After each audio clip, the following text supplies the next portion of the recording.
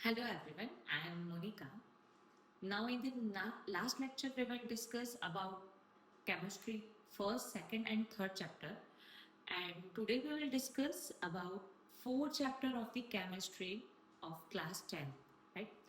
तो अभी आपका जो केमिस्ट्री का लास्ट चैप्टर है कार्बोनेट्स कंपाउंड, ये वेटेज के अकॉर्डिंग बहुत ज़्यादा इम्पॉर्टेंट चैप्टर है और मैं इस वीडियो में वो सारे इम्पॉर्टेंट क्वेश्चंस इसके डिस्कस करूंगी जो आपको फ्रिक्वेंटली बोर्ड के एग्जाम में पूछे जाते हैं। इसके अलावा ये आपको वेटेज बहुत ज़्यादा है चैप्टर का, तो इसीलिए be prepare for this chapter. Okay, so now the chapter that is carbon and its compound. तो अल्टीमेटली अगर हम लोग बात करें इस चैप्टर में तो कार्बन और उनके जो कंपाउंड्स है कार्बन के, उनके बारे में हम लोग इन डिटेल इस चैप्टर में स्टडी करेंगे, राइट? तो मोस्टली अगर मैं बात कर रही हूँ कार्बन की, तो कार्बन एवरीवेयर मिलने वाला एक कंपाउंड है। क्यों भाई हम इसको एवरीवेयर मिलने वाला कंपाउंड कहा जाता है? तो जो लिविंग ऑर्गेनिज्म है, इवन नॉन लिविंग ऑर्गेनिजम्स जो है, उनमें भी कार्बन हमको प्रेजेंट होता है, जैसे कि फूड आइटम्स है, राइट? उसके अलावा क्लॉथ है, इसके अलावा मेडिसिन है, बुक्स है, ये सब बेसिकली कार्बन से बनी हुई है, राइट? अगर हम लोग बात कर रहे हैं कार्बन को, अगर हम लोग बर्न करते हैं तो it produce the carbon dioxide और इसी के साथ में वाटर मॉलिक्यूल प्रोड्यूस होते हैं। The presence of CO2 can be confirmed by the passing through it line water which turn the milky substance, right? हमने ये देखा कि कोई भी कार्बन कंपाउंड को अगर हम लोग बर्न करें तो कार्बन डाइऑक्साइड प्रोड्यूस करता है और इस कार्बन डाइऑक्साइड के टेस्ट के लिए हम लोगों ने लास्ट वाले जो चैप्टर्स है उनमें भी पढ़ा हुआ था कि लाइन वाटर टेस्ट परफॉर्म किया जाता है। अल्टीमेटली अगर हम लोग बात करें तो जो अर्थ के क्रस्ट में जो कार्बन प्रेजेंट होता है उसका परसेंटाइल है near about 0.02% carbon atoms present होते हैं इसमें। और अगर हम लोग बात करें एटमॉस्फेयर में, तो एटमॉस्फेयर में जो कार्बन का परसेंट है वो है 0.03%, राइट? तो अल्टीमेटली कार्बन जो है वो बहुत अबंडेंट अमाउंट में मिलने वाला एलिमेंट है, इसीलिए भाई हमको इसका पूरा चैप्टर पढ़ना पड़ रहा है। अब अगर हम लोग देखें तो कार्बन जो है वो कोवैलेंट बॉन्ड बनाता है। कार्बन क्या बनाता है? Covalent bond. अब कोवैलेंट बॉन्ड क्या होता है? देखिए लास्ट लेक्चर में we will discuss about the ionic bond. तो आयोनिक बॉन्ड क्या होते हैं? तो जहां पर एनायन और कैटायंस के बीच में बॉन्ड का फॉर्मेशन होता है उनको हम लोग बोलते हैं ionic bonds. But covalent bond that means ऐसे कोई भी एलिमेंट जिनकी वैलेंसीज जो होती है ना वो 4 होती है, दैट मीन्स कि उनके लिए इलेक्ट्रॉन देना भी बर्डन है और इलेक्ट्रॉन लेना भी बर्डन है। तो ऑन दैट सिचुएशन वो सिर्फ इलेक्ट्रॉन की शेयरिंग करते हैं। तो ऐसी कोई भी एलिमेंट जो इलेक्ट्रॉन की शेयरिंग की वजह से बॉन्ड बना रहे हैं उनको हम लोग बोलते हैं covalent bond. So carbon compounds are ultimately जो भी कार्बन कंपाउंड्स है वो सब कोवैलेंट बॉन्ड के फॉर्म में प्रेजेंट रहेंगे। अगर हम लोग कोवैलेंट बॉन्ड बोले तो क्या है? इलेक्ट्रॉन की शेयरिंग की वजह से बने हुए, मतलब जिसका जब मन चलेगा वो अपने अपने इलेक्ट्रॉन्स लेके चले जाएगा।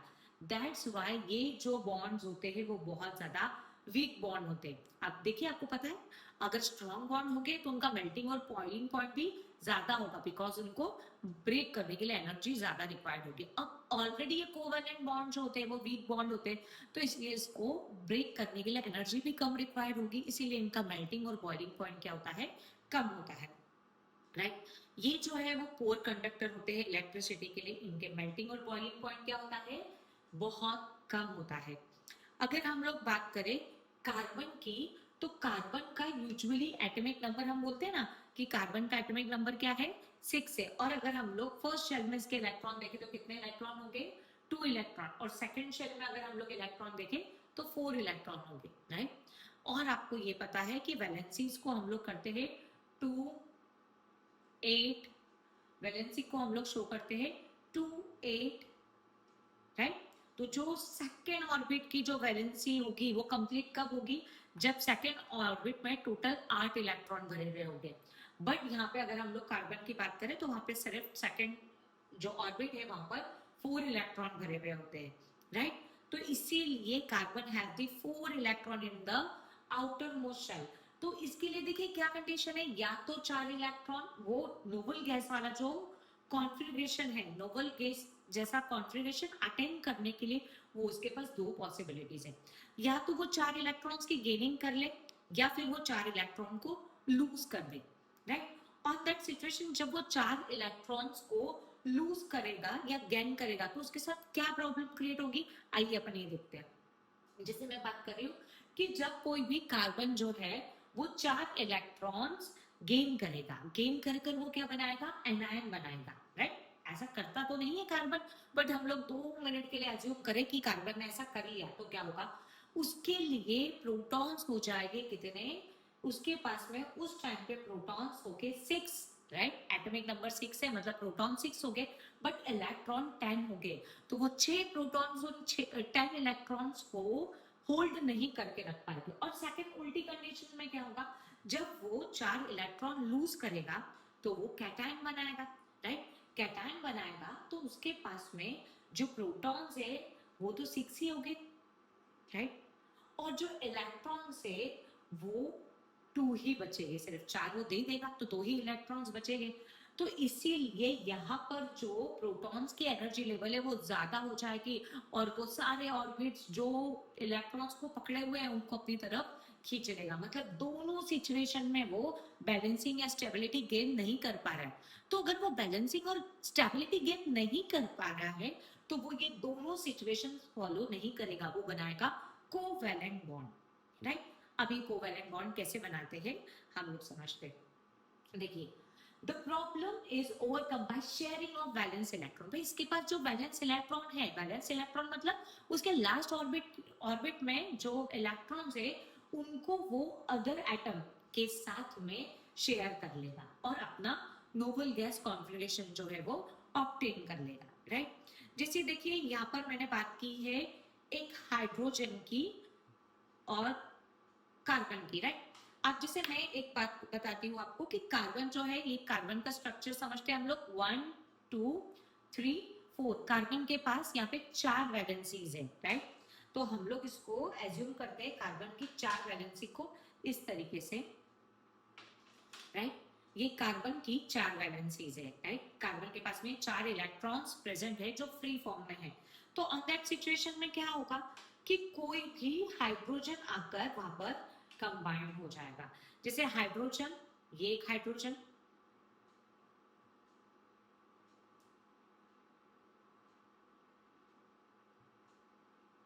ये एक हाइड्रोजन,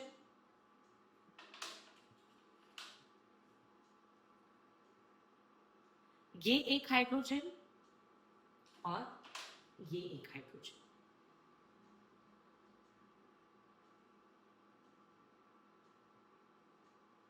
अल्टीमेटली हाइड्रोकार्बन इस तरीके का स्ट्रक्चर बना लेंगे जहां एक कार्बन के साथ 4 हाइड्रोजन जुड़ जाएंगे।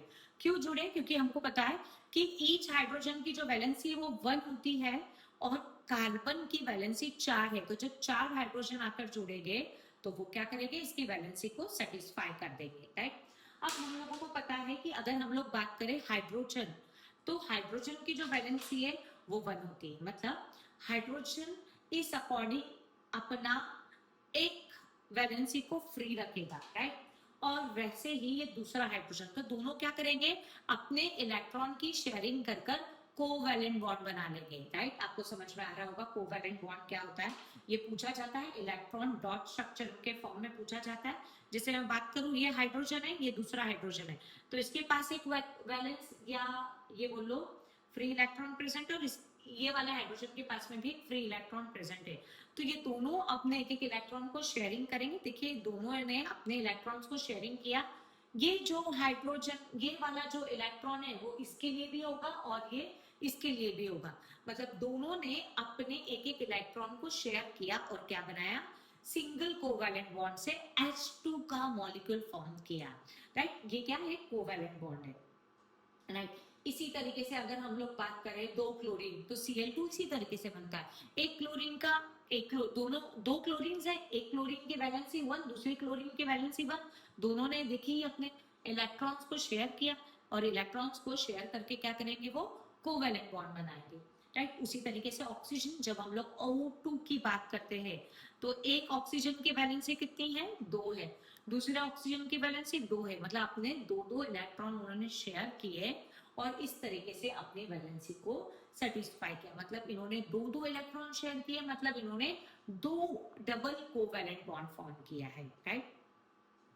तो इसी तरीके से जैसे ये नाइट्रोजन है, नाइट्रोजन 3 कोवैलेंट बॉन्ड फॉर्म करता है, बिकॉज नाइट्रोजन की जो वैलेंसी है वो क्या होती है, 3 होती है, राइट। इलेक्ट्रॉनिक कॉन्फ़िगरेशन क्या है इसका, 2 5, मतलब वैलेंसी क्या है, लास्ट ऑर्बिट में 8 इलेक्ट्रॉन होना चाहिए, बट 5 इलेक्ट्रॉन, मतलब वैलेंसी 3 होगी, राइट। तो इस अकॉर्डिंग यहाँ पर नाइट्रोजन भी क्या बनाता है, 3 कोवैलेंट बॉन्ड बनाता है।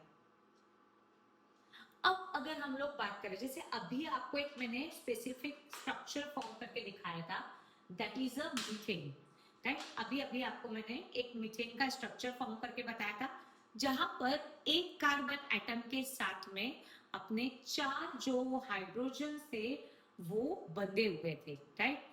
तो ये क्या इंडिकेट कर रहा है, ये 4 हाइड्रोजन इंडिकेट करते हैं कि कार्बन के पास में टेट्रावैलेंसी होती, मतलब कार्बन जो है वो एक टाइम में 4 कोवैलेंट बॉन्ड इस तरीके के फॉर्म कर सकता है, और इसके साथ में 4, तो ये that is a structure of methane. ये मीथेन वाला जो स्ट्रक्चर होता है, ये सबसे बेसिक हाइड्रोकार्बन की कैटेगरीज में इंक्लूड किया जाता है। ये क्या है अभी फिलहाल, methane, CH4. This yellow balls represent the hydrogen and black ball represent the carbon. तो ये एक मीथेन जो बेसिक हाइड्रोकार्बन है, राइट। अगर हम लोग बात करें, it is use as a fuel form में इसको यूज किया जाता है, जो बायोगैस के थ्रू फॉर्म होता है। इवन अगर आप बात करें नेचुरल गैसेस की, तो नेचुरल गैसेस में भी ये मेजर कंपोनेंट है, राइट। अगर हम लोग बात करें, हाइड्रोजन की वैलेंसी होती है 1 और कार्बन की वैलेंसी कितनी होती है 4। तो इसी तरीके से एक कार्बन को सेटिस्फाई करने के लिए उसके साथ में, राइट, एक कार्बन को सेटिस्फाई करने के लिए उसके साथ में 4 हाइड्रोजन जो है वो कंबाइन होंगे, राइट। अब अगर हम लोग बात करें कोवैलेंट बॉन्ड की, तो कोवैलेंट बॉन्ड्स क्या होते हैं, तो इलेक्ट्रॉन की शेयरिंग की वजह से जो बने हुए बॉन्ड्स हैं, अभी उनको हम क्या बोलते हैं, कोवैलेंट बॉन्ड बोलते हैं।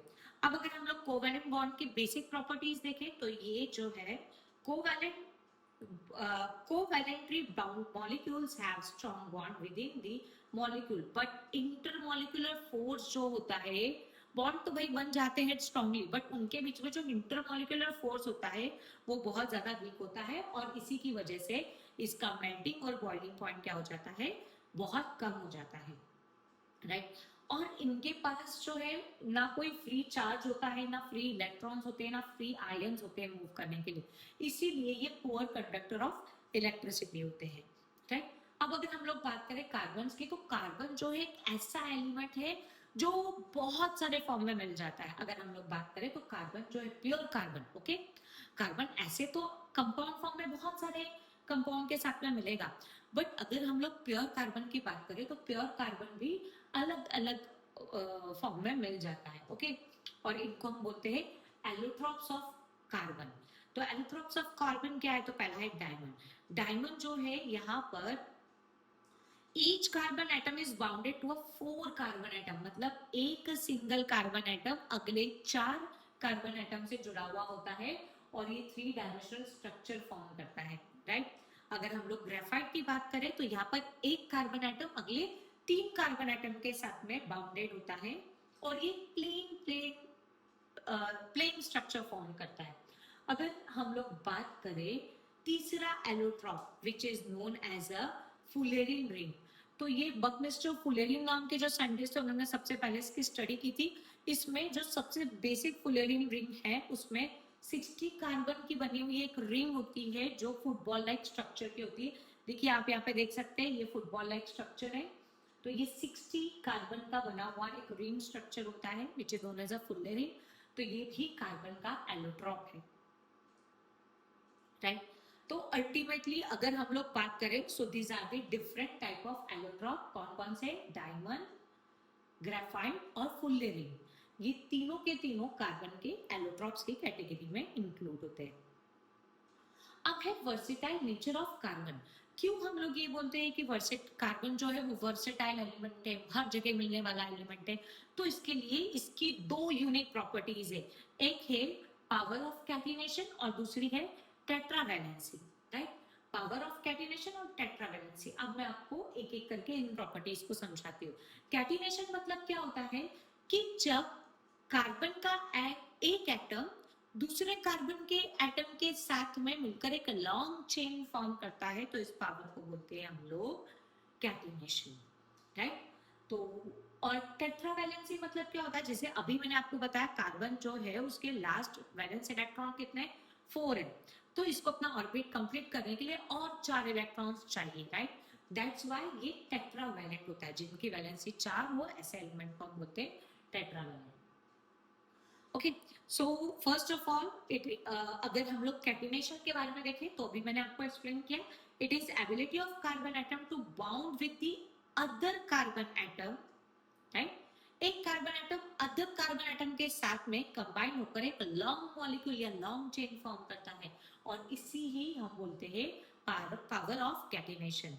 दे मे बी लॉन्ग चेन, अब ये लॉन्ग चेन के फॉर्म में भी हो सकता है, ब्रांच के फॉर्म में भी हो सकता है, या फिर रिंग फॉर्म में हो सकता है, या फिर 3 अलग अलग फॉर्म मिलेंगे हमको, या तो स्ट्रेट चेन फॉर्म में, या ब्रांच फॉर्म में, या रिंग फॉर्म में। जैसे मैं बात कर रही हूँ, अगर आप फर्स्ट स्ट्रक्चर देखें ये वाला, तो यहाँ पर ये एक स्ट्रेट चेन है। अगर हम लोग सेकंड वाला स्ट्रक्चर देखें तो यहाँ पर ये देखिए, यहाँ पर मेन जो चेन है इसके साथ में यहाँ पर और यहाँ पर ब्रांचेस क्रिएट हुई है, तो इसमें इसको कहा जाता है ब्रांच चेन। और जहां पर कार्बन एटम एक क्लोज चेन फॉर्म करते हैं, which is known as a ring structure, right. अब नेक्स्ट है टेट्रावैलेंसी। टेट्रावैलेंसी मतलब क्या होता है कि ये जो कार्बन एटम है उनके पास में 4 वैलेंसी होती है, राइट। सो कार्बन कंपाउंड्स का और एक नेचर होता है कि वो अलग अलग कंपाउंड, जैसे ऑक्सीजन है, हाइड्रोजन है, नाइट्रोजन है, सल्फर है, क्लोरीन है, इनके साथ में भी बॉन्ड बना सकते हैं और स्पेशल टाइप के कंपाउंड्स को फॉर्म कर सकते हैं। So carbon atom is small size, so the nucleus can hold the share pair of the electrons strongly. So carbon can make very stable compound with the other element, right? ये सबसे main property कि carbon जो है वो दूसरे element के साथ combine होकर एक स्टेबल कंपाउंड फॉर्म कर लेता है, और इसी वजह से the bond formed by element having the bigger atom are weaker। मतलब अल्टीमेटली अगर हम लोग देखें तो यहाँ पे देखिए, जैसे एक कार्बन ने 4 हाइड्रोजन को होल्ड करके रखा और इस तरीके का स्ट्रक्चर फॉर्म किया हुआ है, राइट। अभी हम लोगों ने ये स्ट्रक्चर को देखा, ये इस तरीके का जो स्ट्रक्चर है जहां पर एक कार्बन जो है वो कितने हाइड्रोजन से जुड़ा हुआ है, 4 हाइड्रोजन से जुड़ा हुआ है, which is known as a basic structure. मतलब C1 मतलब C H कितने 4, CH4 वाला स्ट्रक्चर है बेसिकली फॉर्म हो रहा है। अब देखिए यहाँ पर भी एक कार्बन ने 4 क्लोरीन के साथ में बॉन्ड बनाया है, राइट। अगर हम लोग क्लोरीन की वैलेंसी भी 1 होती है, इसको अगर हम लोग इसी तरीके का स्ट्रक्चर समझे तो ये C कार्बन Cl4, मतलब ये स्ट्रक्चर हुआ हमारा CCl4 carbon tetra chloride. Okay, tetra होता है 4। सो अब अगर हम लोग बात करें कि भाई कुछ जो कंपाउंड्स है उनको हम लोग इन लैब में भी फॉर्म कर सकते हैं। जैसे अगर आप बात करो फ्रेडरिक वोल्स ने जो थे 1828 में, उन्होंने क्या किया हुआ था, यूरिया प्रिपेयर किया था इन लैब, किसके थ्रू, तो जो अमोनियम साइनेट है उनसे उन्होंने यूरिया का फॉर्मेशन किया था। और कैसे किया था, जो अमोनियम साइनेट है जिसका फॉर्मूला होता है NH4CNO, इसको उसने हिट दिया था, और हिट देने के बाद में उन्होंने उसे क्या ऑब्टेन किया था, urea, which is a organic compound. तो उन्होंने अल्टीमेटली जो इनऑर्गेनिक कंपाउंड है उससे organic compound in lab form किए हुए थे। अब अगर हम लोग बात करें हाइड्रोकार्बन्स की, हाइड्रोकार्बन्स मतलब a compound which is form by hydrogen and carbon, it's known as a hydrocarbons. अगर हम लोग हाइड्रोकार्बन्स देखें तो हाइड्रोकार्बन्स जो है वो अल्टीमेटली 2 टाइप के होते हैं, एक होते हैं सैचुरेटेड हाइड्रोकार्बन्स और second one is unsaturated hydrocarbons, right. अब इसको मैं एक एक आपको डिटेल में समझाती हूँ।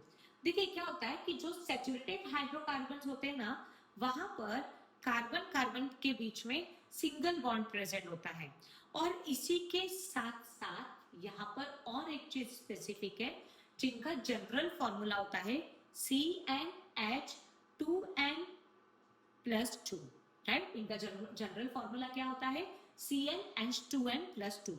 अगर हम लोग इसका स्ट्रक्चर बात करें तो कैसे, मैं इसका नॉमेनक्लेचर आपको बाद में समझाऊंगी इन डिटेल में, और अगर नहीं समझ में आया तो हम लोग स्पेशल इस पर एक वीडियो लेक्चर और रिकॉर्डेड करेंगे, ओके।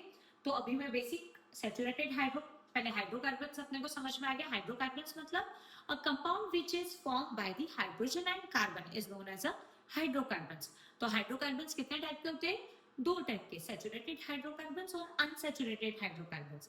सो सैचुरेटेड हाइड्रोकार्बन्स क्या होते हैं, जहां कार्बन कार्बन के बीच में सिंगल बॉन्ड प्रेजेंट होता है, which is known as a saturated hydrocarbons, okay. और इनका जनरल फॉर्मूला होता है CnH2n+2। और अगर हम लोग बात करें अनसैचुरेटेड हाइड्रोकार्बन्स में, तो अनसैचुरेटेड हाइड्रोकार्बन्स में दो टाइप के आते हैं, जहां कार्बन कार्बन के बीच में डबल बॉन्ड हो वो वाले, और जहां कार्बन कार्बन के बीच में ट्रिपल बॉन्ड हो वो वाले। अगर कार्बन कार्बन के बीच में डबल बॉन्ड होता है तो इनको कहा जाता है एल्कीन। क्या कहा जाता है, एल्कीन। और जहां कार्बन कार्बन के बीच में ट्रिपल बॉन्ड हो उनको कहा जाता है अल्काइन। क्या कहा जाता है इसे, अल्काइन। और जो हमारे बेसिक सैचुरेटेड हाइड्रोकार्बन है उनको हम लोग क्या बोलते हैं, एल्केन्स, राइट।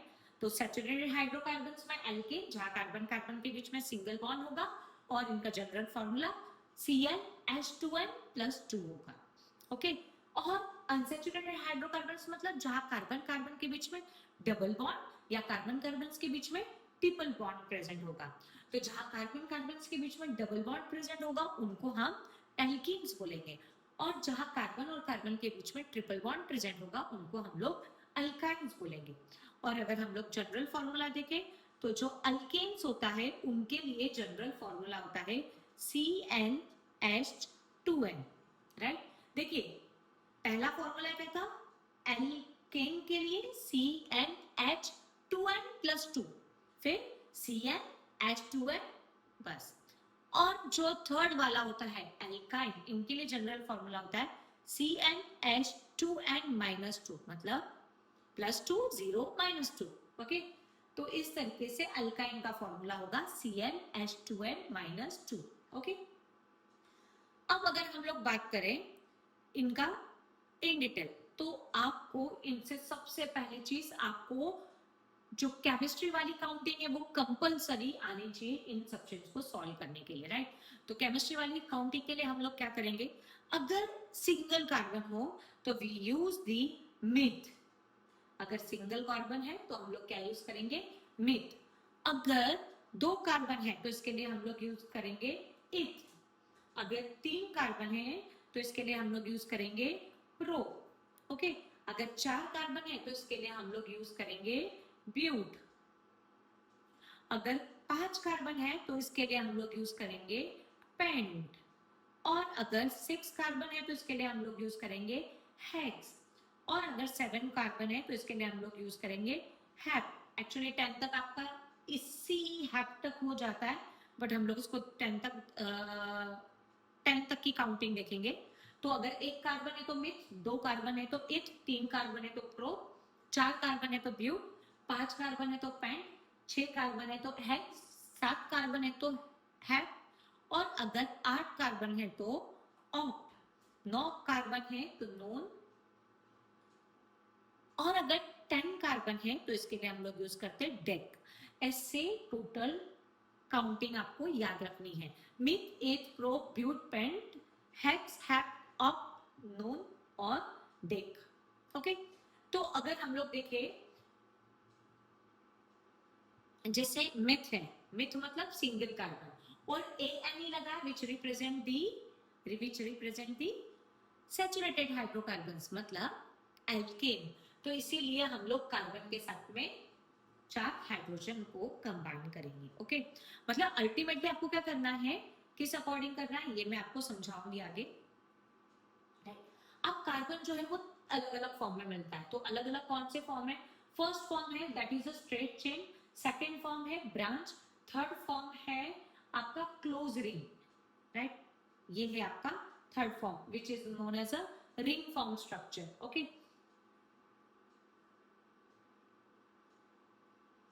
अब अगर हम लोग रिंग फॉर्म में देखें या स्ट्रेट फॉर्म में देखें, so straight chain, branch chain and cyclic compound में भी सैचुरेटेड और अनसैचुरेटेड दोनों टाइप के हो सकते हैं, राइट। जैसे हेक्सेन की बात कर रही हूँ तो वो सैचुरेटेड होगा, और अगर मैं बेंजीन की बात कर रही हूँ तो वो अनसैचुरेटेड होगा, right. Saturated all all carbon compounds that contain only carbon and hydrogens are hydrocarbons, right। Saturated hydrocarbons को हम लोग क्या बोलते हैं, एल्केन्स बोलते हैं। अनसैचुरेटेड हाइड्रोकार्बन्स वापस दो टाइप के होंगे, एक होगी एल्कीन्स और एक होता है अल्काइन्स, ओके।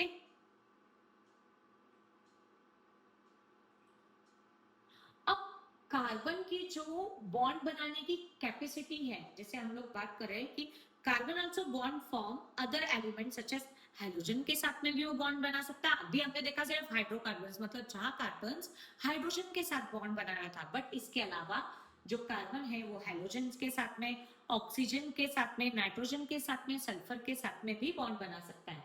सो हाइड्रोकार्बन चेन में अगर आप एक हाइड्रोजन को रिप्लेस करते हो और उसकी जगह पर कोई भी दूसरे एटम को जोड़ दे तो इसको क्या कहा जाता है, hetero atom, okay. So heteroatom and the group contain this give specific property of that compound which is known as a functional group। मतलब भाई यहाँ पे देखिए एक हाइड्रोजन था, ये मैंने हाइड्रोजन को हटा दिया और उसकी प्लेस पर हेटेरोएटम ग्रुप जोड़ दिया which is a O और H को जोड़ दिया, मतलब ये क्या हो गया हमारा, ये क्या हो गया, फंक्शनल ग्रुप। मतलब अभी तक ये हमारी बेसिक हाइड्रोकार्बन्स थे, अब जैसे ये हेटेरोएटमिक ग्रुप जुड़ गया तो वो उस हाइड्रोकार्बन को एक स्पेसिफिक फंक्शन देगा, that is known as a functional group, okay. So heteroatoms and the group containing this give specific property to the carbon compounds, okay. और इसी की वजह से उस कार्बन कंपाउंड की आइडेंटिफिकेशन होती है या पहचान होती है, which is known as a functional group, जो उसके फंक्शंस को डिसाइड करता है। कोई भी हाइड्रोकार्बन की चेन के फंक्शन को कौन डिसाइड करेगा भाई, उसमें प्रेजेंट उसका फंक्शनल ग्रुप। अब अगर हम लोग बात करें तो फंक्शनल ग्रुप जो है वो अलग अलग तरीके के हो सकते हैं। जैसे फर्स्ट फंक्शनल ग्रुप है हेलो, जिसको हम बोलते हैं हेलोजन। तो हेलोजन्स में कौन आता है, क्लोरीन, ब्रोमीन, आयोडीन, फ्लोरीन, ये सब जो है हेलोजेनिक फैमिली है, क्लोरीन, ब्रोमीन, आयोडीन, वो सब इंक्लूड होते हैं हेलो ग्रुप में। दूसरा है अल्कोहल, अल्कोहल के लिए हम लोग लगाते हैं OH, राइट। एल्डिहाइड के लिए हम लोग लगाते हैं C single bond H double bond O, जिसको लिखा जाता है CHO which represent the aldehyde, okay. फिर नेक्स्ट वन इज कीटोन, तो कीटोन के लिए हम लोग लिखते हैं C डबल बॉन्ड O, और कार्बोक्सिलिक एसिड के लिए लिखा जाता है C double bond O single bond OH, मतलब C डबल OH, राइट। तो अब हम लोग इसको, मैं आपको ये चैप्टर पूरा ब्रीफ में समझा देती हूँ, देन फिर हम लोग इस पे प्रॉपर नोमेनक्लेचर की प्रैक्टिस करेंगे कि किस अकॉर्डिंग हम लोग हाइड्रोकार्बन्स को नाम देते हैं, राइट। अब होमोलोगस सीरीज क्या होती है उसको हम लोग समझते हैं। The functional group such as alcohol decide the property of the hydrocarbon, right। आपने भाई एक चेन ली, जैसे ये ले लिया मैंने एक कार्बन, ये दो कार्बन और ये तीन कार्बन, यहाँ सारी जगह आपके हाइड्रोजन्स जुड़े हुए हैं और एक प्लेस पे जुड़ा हुआ है आपका OH ग्रुप, राइट। अब मैं भले यहाँ पे तीन कार्बन लिए, अब मैंने एक स्ट्रक्चर लिया है, यहाँ पर दो कार्बन लिए हैं, राइट। और यहाँ पर बाकी सारे प्लेस पर मैंने हाइड्रोजन को प्लेस किया और एक जगह वापस OH को प्लेस किया है, राइट। तो इन दोनों में डिफरेंशिएशन क्या है, हाँ भाई हो सकता है एक कार्बन तीन हाइड्रोजन कम होंगे, एक कार्बन और दो हाइड्रोजन कम होंगे, but OH group that is common. तो ऐसे hydrocarbons which contain the same functional group, ऐसे हाइड्रोकार्बन जिनके पास में सेम फंक्शनल ग्रुप प्रेजेंट होता है, but number of hydrogen and carbon will be change हो जाते हैं उसमें हाइड्रोजन और कार्बन के atoms, but functional group same होता है। इनको हम लोग बोलते हैं होमोलोगस सीरीज, राइट। ध्यान रहेगा। जैसे मैं बात कर रही हूँ एल्केन की, तो एल्केन के होमोलोगस सीरीज क्या हो गए, मीथेन, इथेन, प्रोपेन, ब्यूटेन, है ना, ANE वाले सारे एक सीरीज में, राइट। फिर अगर मैं बोलूं अल्काइन की सीरीज, तो मिथाइन तो नहीं बनता, इथाइन, प्रोपाइन, ब्यूटाइन, हेक्साइन, है ना, ये सब हो गए अल्काइन की सीरीज, अल्काइन फैमिली। ओके, और अगर मैं बात करूं एल्कीन की, ई एन ई, तो मीथीन, इथीन, प्रोपीन, ब्यूटीन, ये सब एक ही सीरीज के हो गए, इसलिए इनको कहा जाता है होमोलोगस सीरीज। अब होमोलोगस सीरीज में क्या होता है, such a series of compound in which the same functional group substitute the hydrogen in the hydrocarbon chain. Hydrocarbon chain में से हाइड्रोजन हटकर उनके साथ सेम टाइप का फंक्शनल ग्रुप जुड़ जाता है, इसको हम लोग बोलते हैं होमोलोगस सीरीज। जैसे मैंने आपको बताया कि ये भी एल्केन है और वो वाला स्ट्रक्चर भी एल्केन का है, बट दोनों में डिफरेंस क्या है, number of carbon atom and hydrogen, but दोनों में फंक्शनल ग्रुप सेम है। ये होगा हमारा इथेनॉल और वो होगा प्रोपेनॉल, दोनों के फंक्शनल ग्रुप क्या है, सेम है, तो ये होगी एक ही होमोलोगस सीरीज। ओके, तो होमोलोगस सीरीज की अगर हम लोग बेसिक प्रॉपर्टीज देखें तो क्या है, तो होमोलोगस सीरीज जो है वो एक CH2 यूनिट से डिफर होती है। कैसे, मैं समझाती हूँ आपको। देखिए, अगर मैंने बात किया ये वाले स्ट्रक्चर की, तो इस स्ट्रक्चर के लिए मैं बोलूंगी कार्बन कितने हैं हमारे पास में, 2 है, और हाइड्रोजन कितने हैं, 1 2 3 4 5। ओके, तो 5 हाइड्रोजन और OH, तो इसका बेसिक फॉर्मूला होगा C2H5OH।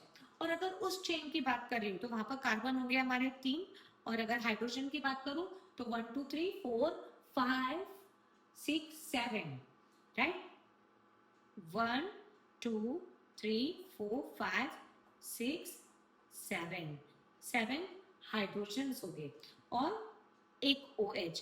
तो अल्टीमेटली ये वाली होमोलोगस सीरीज उस होमोलोगस सीरीज से कितने डिफरेंस पे है, तो एक CH2 है, यहाँ पे 2 है, वहां पे 3 है, एक CH2 एक CH2, यहाँ पे 5 है, वहां पे 7 है, मतलब 2 H2 है। तो एक CH2 यूनिट का डिफरेंस आपको समझ में आ गया होगा कैसे होता है। ओके, दूसरा, अगर एक CH2 यूनिट है तो एक कार्बन का एटॉमिक मास होता है, अगर मैं कार्बन का एटॉमिक मास देखूं तो कितना होता है, 12, और 2 हाइड्रोजन है, इसीलिए राइट, यहाँ 2 हाइड्रोजन है, मतलब एक हाइड्रोजन का एटॉमिक मास 1 और 2 हाइड्रोजन का एटॉमिक मास 2 हो गए। तो इसी तरीके से 12 + 2 14। तो हर जो होमोलोगस सीरीज होती है वो अपने नेक्स्ट होमोलोगस सीरीज से कितने डिफरेंस में होती है, 14 डाल्टन के डिफरेंस में ऑकर होती है। तो हम लोगों ने कुछ प्रॉपर्टीज समझी कि हर होमोलोगस सीरीज डिफर होती है 1 CH2 यूनिट से। दूसरा, फर्स्ट मेंबर कौन होता है इसका, हर उसके लिए फर्स्ट मेंबर क्या होगा, राइट। अगर हम लोग बात कर रहे हैं एल्केन्स के लिए तो फर्स्ट मेंबर होगा मीथेन, एल्कीन और अल्काइन के लिए फर्स्ट मेंबर होता है इथीन और इथाइन। ओके, और अगर हम लोग बात करें तो इनका जो बेसिक जनरल फॉर्मूला होता है वो तो सेम होता है, इनकी फिजिकल प्रॉपर्टीज में माइन्यूट चेंज होता है, बिकॉज एक एक CH2 यूनिट बढ़ती जाती है ना, इसीलिए इनका मेल्टिंग और बॉइलिंग पॉइंट भी स्लाइटली चेंज होते जाता है। बट अगर हम लोग बात करें केमिकल प्रॉपर्टीज की तो ये केमिकल प्रॉपर्टीज सेम होती है। सो आई रिपीट दैट थिंग कि अगर आप बात कर रहे हैं होमोलोगस सीरीज की, तो होमोलोगस सीरीज की प्रॉपर्टीज क्या होगी, पहला differ by the 1 CH2 unit, दूसरी प्रॉपर्टी होगी कि एटॉमिक मास के अकॉर्डिंग है 14 डाल्टन से ज्यादा होती है। तीसरा, अगर हम लोग बात कर रहे हैं एल्केन में तो उसमें फर्स्ट मेंबर जो है वो मीथेन होता है, और अल्कीन और अल्काइन के लिए फर्स्ट मेंबर इथीन और इथाइन होता है। ओके, और अगर हम लोग बात करें तो इनकी जो केमिकल प्रॉपर्टीज है वो सेम होती है, बट बात करें फिजिकल प्रॉपर्टीज की तो एक CH2 यूनिट बढ़ने से इनके मेल्टिंग और बॉइलिंग पॉइंट में थोड़ा बहुत डिफरेंशिएशन हो सकता है। ओके, अब नेक्स्ट है होमोलोगस सीरीज की। अगर हम लोग देखिए अल्कोहल की होमोलोगस सीरीज दी हुई है, तो हर किसी में एक CH2 यूनिट डिफर है, ये जो है आपको दिख रही है CH2 यूनिट डिफर है, बट हर किसी के पास क्या है, OH OH OH कंपल्सरी है, राइट। अब नेक्स्ट है, अगर हम लोग नॉमेनक्लेचर की बात कर रहे हैं तो मैं बेसिक नॉमेनक्लेचर आपको समझा देती हूँ, और फिर इसके प्रैक्टिस सेशंस हम लोग एक वीडियो में ऑलरेडी आपको बता चुकी हूँ कि एक वीडियो में मैं आपको पूरे नॉमेनक्लेचर किस तरीके से सॉल्व करना है वो भी समझाऊंगी। तो सबसे पहले हमको आइडेंटिफाई करना है कार्बन के एटम्स को कि कितने एटम्स है। जैसे अभी आपको मैंने बताया ये एक चेन दी हुई है, तो हम लोग सबसे पहले चेन में कितने कार्बन एटम है, 1 2 3, 3 कार्बन एटम है। इस तरीके से कार्बन एटम को काउंट करेंगे। अगर एक कार्बन है तो मिथ, 2 कार्बन है तो इथ, 3 कार्बन है तो प्रो ऐसे नाम देंगे। तो अब हमारे पास ये 3 कार्बन है, ओके, तो हम लोग इसको नाम क्या देंगे, प्रो। अब पूछा हुआ है the presence of functional group indicate prefix और सफिक्स, है ना, मतलब जब आपको नाम लिखना है तो जितने भी हेलो ग्रुप होते हैं, देखिए मैंने आपको अभी स्टार्टिंग में बताया कि पहला ग्रुप कौन सा है, हेलो ग्रुप। तो हेलो ग्रुप जो है उसी के लिए हम लोग सफिक्स लगाते हैं, प्रीफिक्स लगाते हैं, जैसे हेलो के हेलो एल्केन्स जो है उनके लिए हम लोग कैसे करेंगे वो मैं आपको बताती हूँ। जैसे मेरे पास ये कार्बन है और उस कार्बन के साथ में ये हाइड्रोजन जुड़ा हुआ है और यह क्लोरीन जुड़ा हुआ है, तो ये क्या हो जाएगा, क्लोरोमीथेन। इसका नाम क्या हो जाएगा, क्लोरो। क्लोरीन के लिए हमने वर्ड यूज किया क्लोरो, और ये हुआ हमारा मीथेन, ओके। बाकी सब के लिए जैसे बात करें अगर हम लोग, the suffix of the functional group belong to the vowel, the final letter e is deleted from the name of the carbon chain, right? अगर आपके पास, इसको मैं एक एग्जांपल से आपको समझाती हूँ। जैसे for example we have the 3 carbon, 3 carbon है हमारे पास में, ओके, और इसमें मैंने एक कार्बन के साथ जो है वो क्लोरीन को अटैच किया हुआ है, राइट। 3 कार्बन है तो बाकी सब जगह पर अल्टीमेटली क्या प्रेजेंट हो गए, हमारे हाइड्रोजन्स प्रेजेंट हो गए। और ये जो हाइड्रोजन्स है, आप देखिए कार्बन कितने, कार्बन काउंट कीजिए सबसे पहले, मिथ इथ प्रो, तो हमारे पास 3 कार्बन है तो हमने लिखा प्रो, राइट। यहाँ हर जगह आपको कार्बन कार्बन के बीच में क्या है, सिंगल बॉन्ड है, राइट। तो हम लोग लगाएंगे ए एन ई, क्या लगाएंगे बेटा हम लोग, ए एन ई। और फिर आपको इस ई को इरेज करना है, ये ई जो है, राइट, तो ये हो गया प्रोपेन, ये क्या हो गया आपका प्रोपेन, और इसके लिए आप क्या लगाओगे, क्लोरो, तो ये बन गया आपका क्लोरो प्रोपेन, राइट। अगर उसी अकॉर्डिंग अगर आपके पास में ये जो स्ट्रक्चर है, जस्ट आई,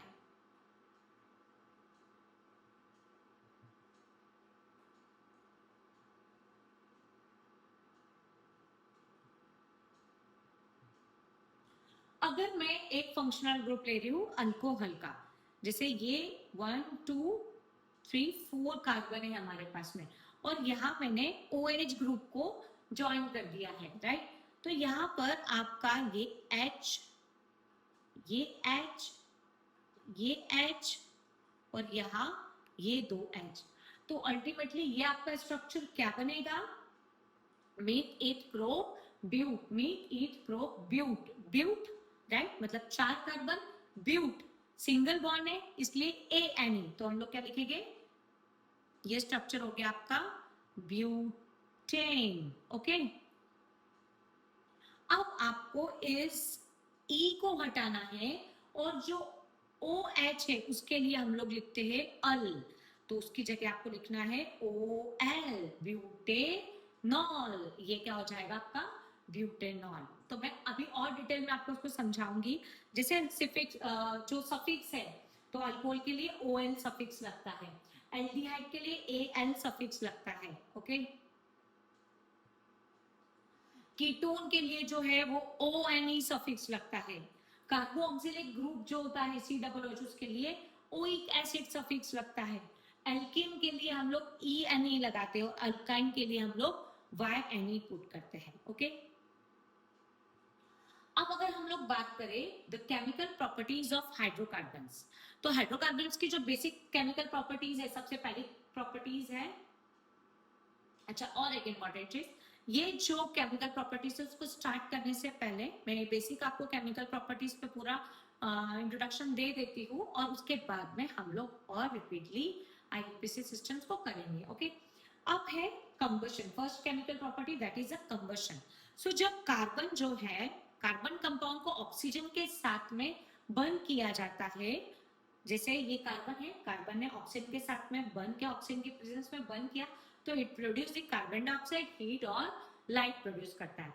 अब हमने और एक हाइड्रोकार्बन लिया, जैसे मीथेन, मीथेन को अगर हम लोग ऑक्सीजन के साथ में बंद करें तो it gives CO2 water molecule, और क्या देगा वो, हीट और लाइट देगा। वैसे ही देखो CH3CH2OH मतलब हमारा अल्कोहल, अल्कोहल या फिर हम लोग इसको बोलते हैं 2 कार्बन है, मिथ इथ इथेनॉल। ओके, तो इथेनॉल को जब हम लोग ऑक्सीजन के साथ में बंद करें तो it gives the carbon dioxide, water और हीट एंड लाइट। तो अल्टीमेटली हमेशा ध्यान रखो जब भी आप हाइड्रोकार्बन्स को कंबशन करोगे तो आपको कार्बन डाइऑक्साइड, वाटर, लाइट और हीट प्रोड्यूस होगी। तो अल्टीमेटली और ये इंपॉर्टेंट चीज है, सब लोग नोट डाउन करेंगे इसको, कि जो भी सैचुरेटेड हाइड्रोकार्बन है वो हमेशा क्लीन फ्लेम देते हैं, राइट।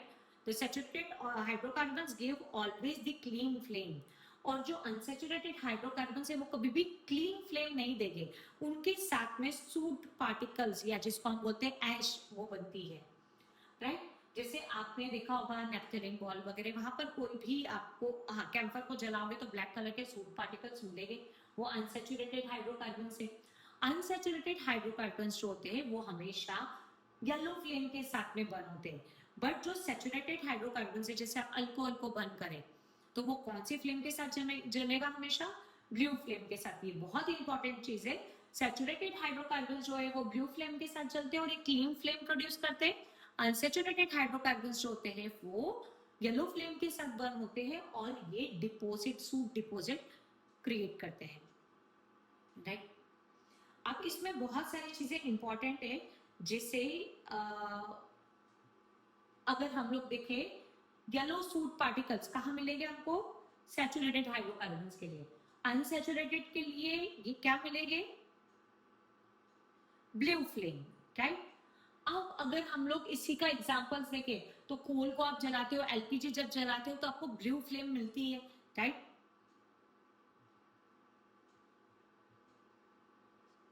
इसके अलावा और कुछ फ्लेम्स के जो कलर है वो भी हमेशा आपको ध्यान रखना है, ये पूछे जा सकते हैं।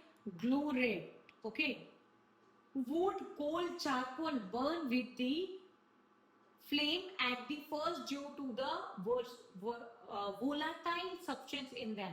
After that they just red glow and give out heat, है ना।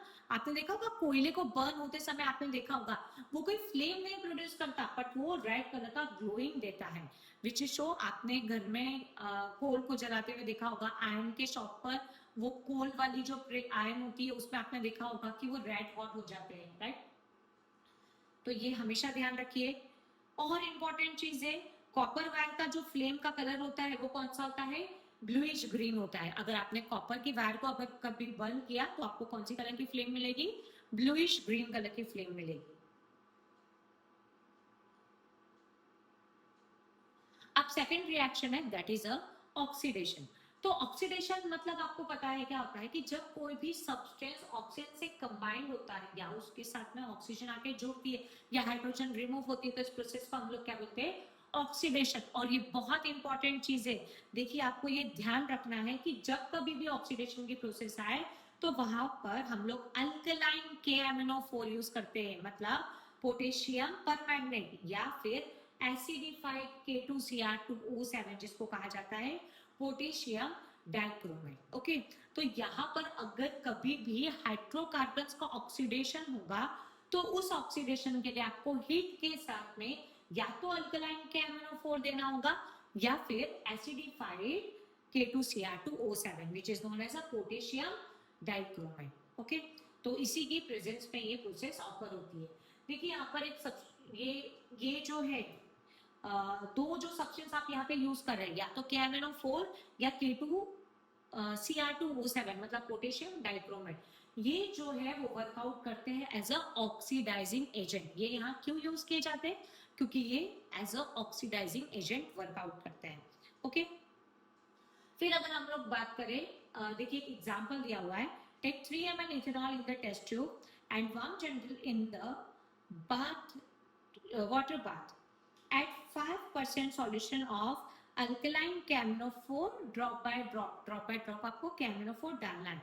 तो पर्पल कलर ऑफ KMnO4 जो होगा वो डिसअपेयर हो जाएगा इनिशियली।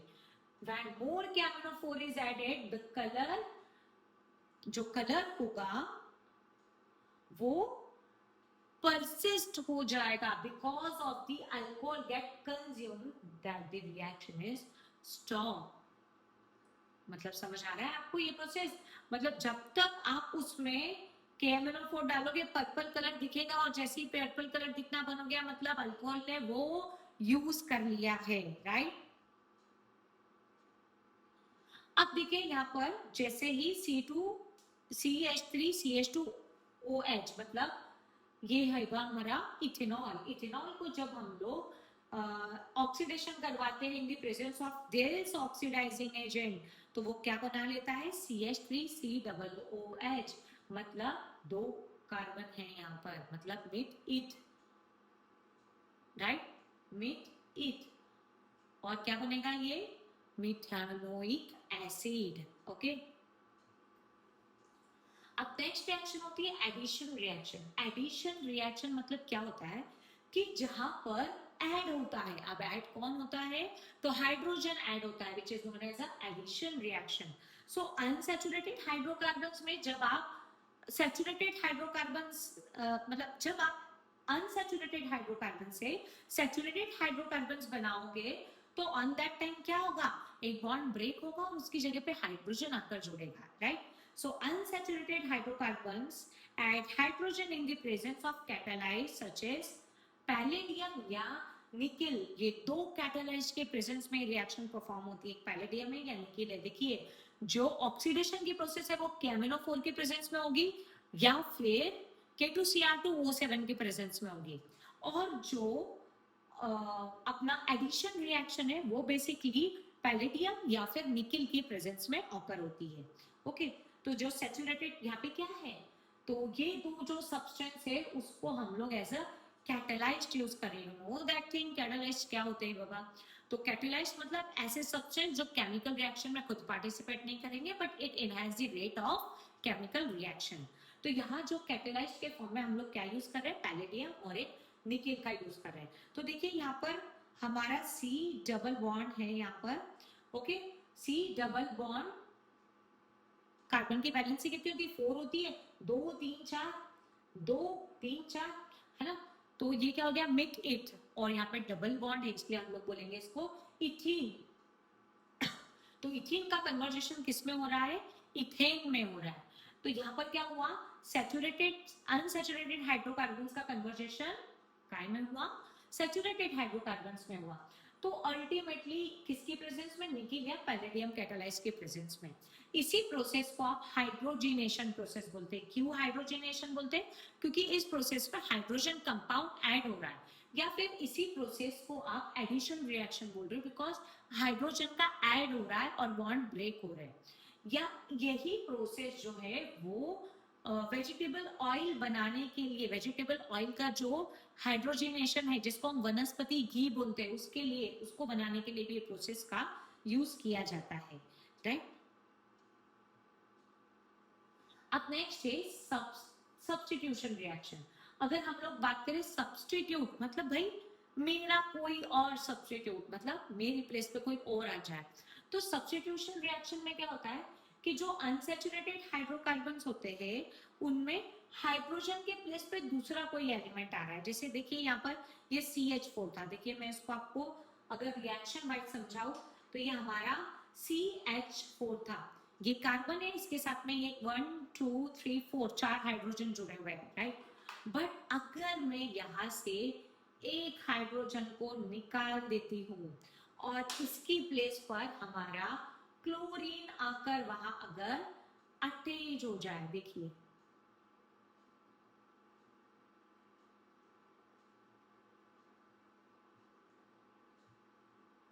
इस प्रोसेस में हमने क्या किया, यहाँ आकर किसको अटैच करवाया? क्लोरीन को। तो यहाँ क्या बना हमारा? ये CH3Cl। ओके, तो यहाँ पर हमने एक हाइड्रोजन को हटाकर उसकी प्लेस पर क्लोरीन को जोड़ा। तो जब पहले एक हाइड्रोजन था तो ये क्या था? मीथेन। मीथेन में से एक H, एक येलो बॉल को हमने H को हटा दिया और उसकी जगह पर क्लोरीन जोड़ दिया, राइट?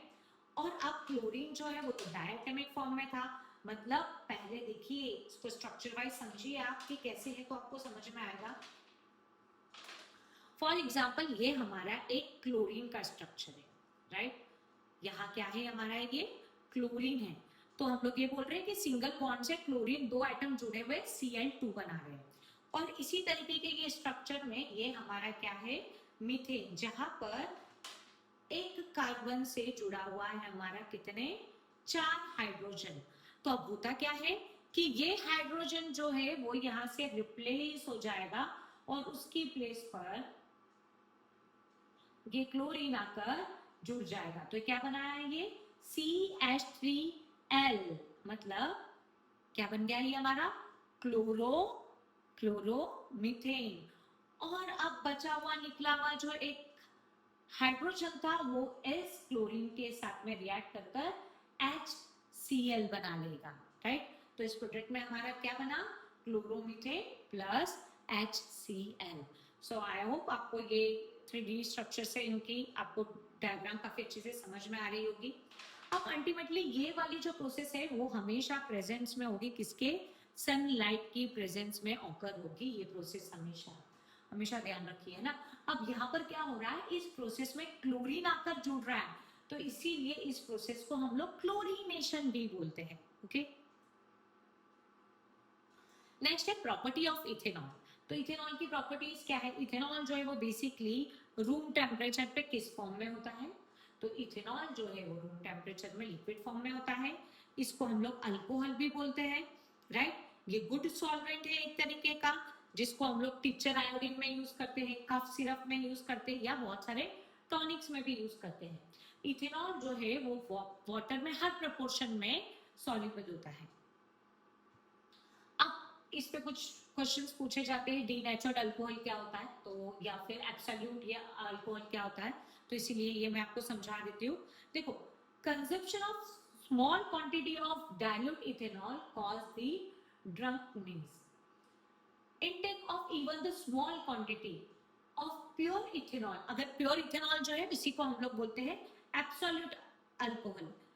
इसी की वजह से हम लोग मतलब ये जो है बहुत सारी जगह हेल्थ प्रॉब्लम क्रिएट कर सकता है, राइट।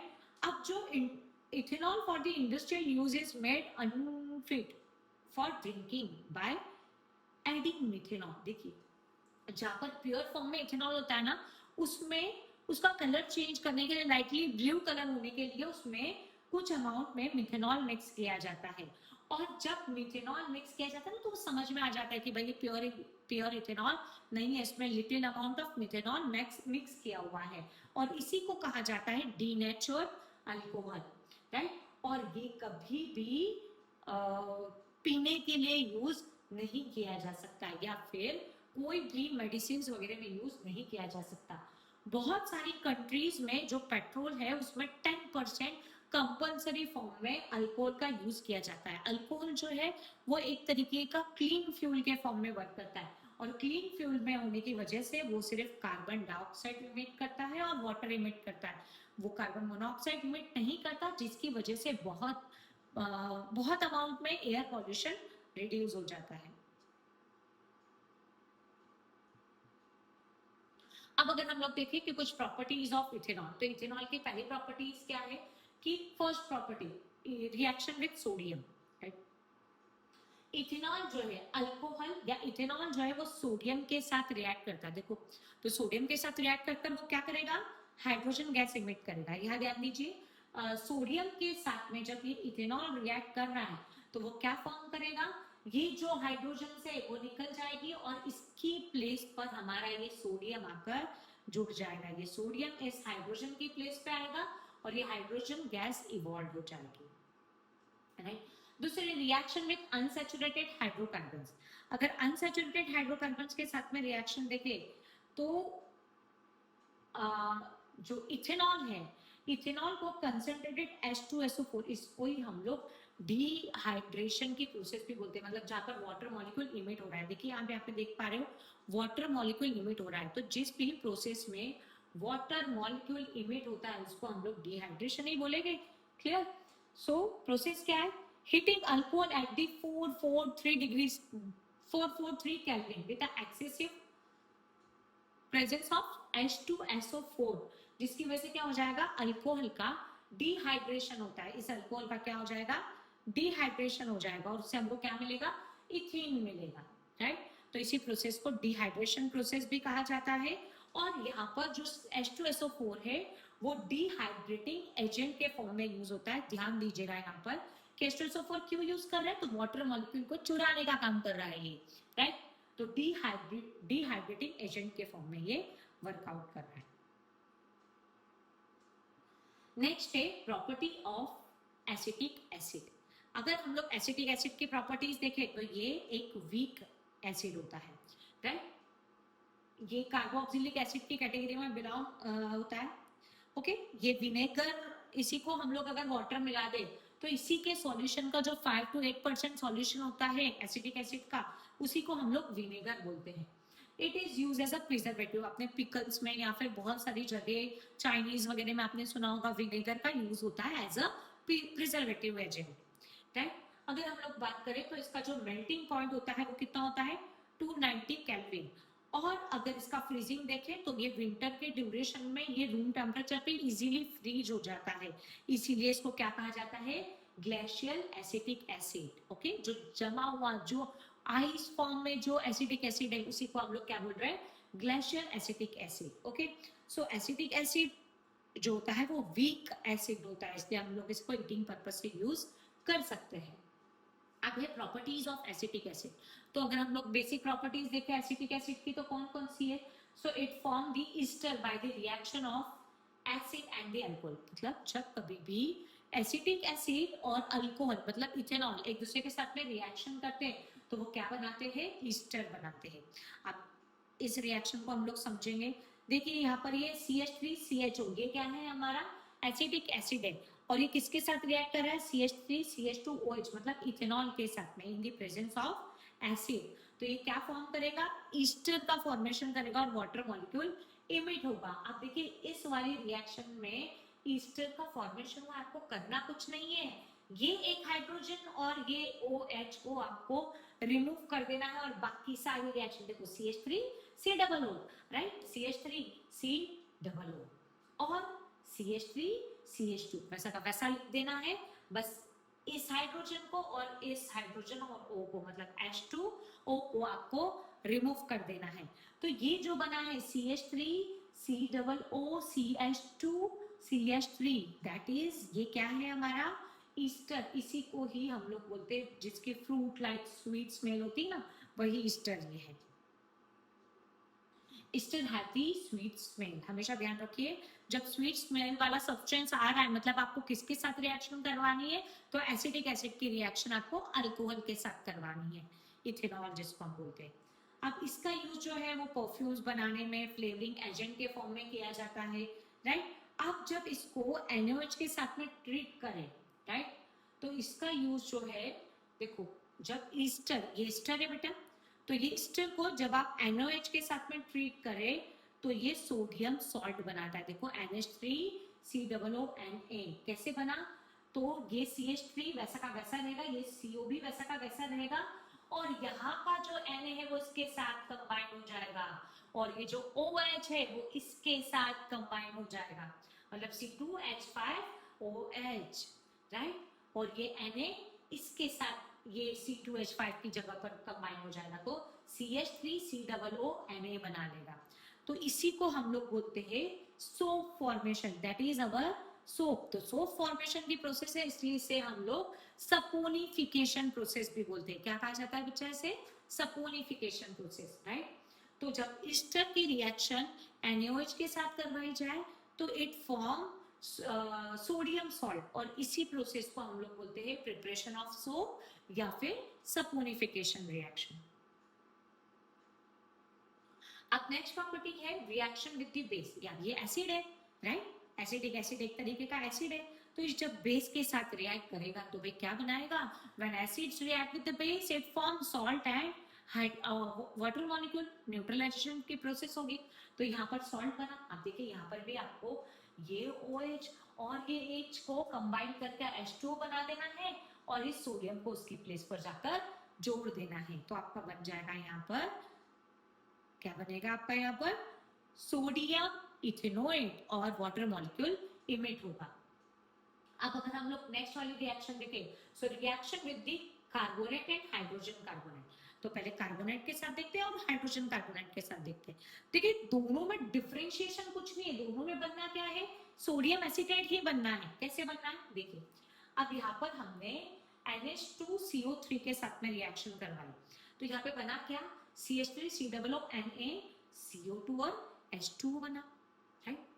और नीचे भी वही सेम प्रोडक्ट बन रहा है, डिफरेंशिएशन क्या है, बस ऊपर दो मॉलिक्यूल के साथ किया है, यहाँ सिंगल मॉलिक्यूल के साथ किया है। तो इन दोनों प्रोसेस में क्या बनेगा, सोडियम एसीटेट बनेगा और सोडियम एसीटेट के साथ में वाटर और कार्बन डाइऑक्साइड गैस एमिट होगी। ओके, सो ये रिएक्शन एसिड जो है वो मेटल कार्बोनेट और मेटल बाइकार्बोनेट के साथ रिएक्ट कर रहा है और सोडियम एसीटेट बना रहा है, कार्बन डाइऑक्साइड इमिट हो रही है और वाटर मॉलिक्यूल फॉर्म हो रहे हैं। अब सोप क्या होता है, तो अगर हम लोग बात करें सोप किस अकॉर्डिंग फॉर्म होते हैं, तो बेसिकली जो सोडियम और पोटेशियम सॉल्ट की कार्बोक्सिलिक चेन के साथ जो एक लॉन्ग चेन बनती है, मतलब कार्बोक्सिलिक एसिड ले लो और उसके साथ आप सोडियम और पोटेशियम को जोड़ लो, तो जो एक लॉन्ग चेन बनेगी उसी को आप बोलोगे सोप। ओके, तो सोप जो है वो एक तरीके का आयनिक कंपाउंड है। कैसे, तो अगर मैं सिंगल सोप के मॉलिक्यूल को देखूं तो ये इस तरीके का स्ट्रक्चर होगा, जो बना हुआ होगा हेड और दूसरा पार्ट बना हुआ होगा टेल से। अगर मैं बात करूंगी हेड की, तो हेड जो होता है वो हाइड्रोफिलिक होता है, या क्या होता है, ये जो आयनिक एंड होता है वो क्या होता है, हाइड्रोफिलिक होता है। हाइड्रोफिलिक मतलब जो वाटर, फिलिक मतलब लविंग होता है, जो वाटर की तरफ अट्रैक्ट हो रहा है। और जो ये टेल वाला नीचे वाला पार्ट है ना, ये टेल वाला जो नीचे वाला पार्ट है वो होता है हाइड्रोफोबिक। अब हाइड्रोफोबिक मतलब क्या होता है, जैसे भाई वाटर से डर लगता है, तो वाटर के साथ कभी भी बाइंडिंग नहीं करेगा।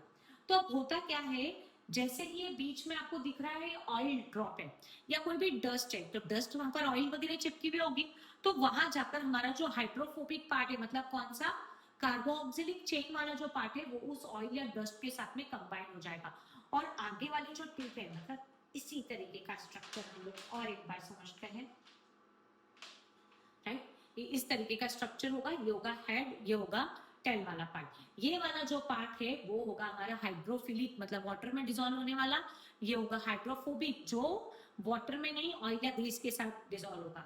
तो सडनली ऐसे बहुत सारे पार्ट जो है वो आकर ये डस्ट के साथ में पेयरिंग बना लेंगे और ये वाले मॉलिक्यूल वाटर के साथ पेयरिंग बना लेंगे। तो ये जो एक स्ट्रक्चर फॉर्म होगा which is known as a micelle, इसको क्या कहा जाएगा, मिसेल। ये जो स्ट्रक्चर फॉर्म हुआ है इसको मिसेल फॉर्मेशन कहा जाएगा। और जब क्या होगा, जैसे ही आप कपड़े को वॉश करते हो तो डस्ट पार्टिकल्स की बाइंडिंग कार्बोक्सिलिक चेन के साथ होती है, जो उसको बाहर निकाल के लेके आते हैं, right. So ionic end hydrophilic end जिसको हम बोल रहे हैं soap interact with the water with the carbon chain, जो हाइड्रोफोबिक टेल है, रिएक्ट विद द वाटर और oil. Now this soap molecule does the structure called the micelle, जो structure बनाया उसको हमने क्या नाम दिया, मिसेल नाम दिया। In this one end of the molecule is towards the oil drop और दूसरा जो आयोनिक एंड है it face outside, it form an emulsification of water. Okay, और ये सोप क्या करता है, मिसेल्स को या डस्ट को अपनी तरफ खींचकर बाहर लेके आता है, पानी में इसको डिसॉल्व कर लेता है और जिसकी वजह से हमारे जो फैब्रिक्स है वो क्लीन हो जाते हैं। अब है effects of soap cleaning. Soap cleaning में क्या किया जाता है, तो आप रबिंग करते हो इस तरीके से, तो जैसे आपने रबिंग की तो ये वाटर के साथ आपके जो मिसल्स बने हुए हैं वो बाहर निकलते जाएंगे और आपके फैब्रिक क्या होते जाएंगे, क्लीन होते जाएंगे। और एक इंपॉर्टेंट चीज, अगर आपने हार्ड वाटर के साथ में सोप मिलाया होगा तो ये इस तरीके का ट्रांसपेरेंट व्हाइट कलर का मटेरियल देखा होगा, इसी को आप बोलते हो स्कम। इसी को क्या कहा जाता है, स्कम फॉर्मेशन। ध्यान दीजिएगा, ये कब होता है स्कम फॉर्मेशन, जब हार्ड वाटर के साथ में सोप रिएक्ट करता है। अब डिटर्जेंट क्या होता है, तो this are the sodium salt of the sulphonic acid और the ammonium salt with the किसके साथ, क्लोराइड्स एंड ब्रोमाइड्स आयन के साथ में जो सल्फाइड, सोडियम सल्फाइड के सल्फोनिक एसिड्स और अमोनियम सॉल्ट जो है वो किसके साथ रिएक्ट करते हैं, क्लोराइड और ब्रोमाइड्स के साथ में, ब्रोमाइड आयन के साथ में रिएक्ट करते हैं, तो वो डिटर्जेंट बनाते हैं। अब डिटर्जेंट जो होती है उसमें लॉन्ग हाइड्रोकार्बन चेन होती है, और ये बोलो कि अल्टीमेटली डिटर्जेंट की जो पावर है वो बहुत ज्यादा होती है, वो हार्ड वाटर के साथ में भी रिएक्शन परफॉर्म कर लेते हैं, और हार्ड वाटर में जो सॉल्ट की इम्प्योरिटीज है उसको डिसॉल्व कर कर वाटर में अच्छे से डिसॉल्व हो जाते हैं, इसीलिए इनका क्लीनिंग एक्शन बहुत तगड़ा होता है। अब डिटर्जेंट्स क्या है और किस अकॉर्डिंग ये वर्कआउट करते हैं, राइट।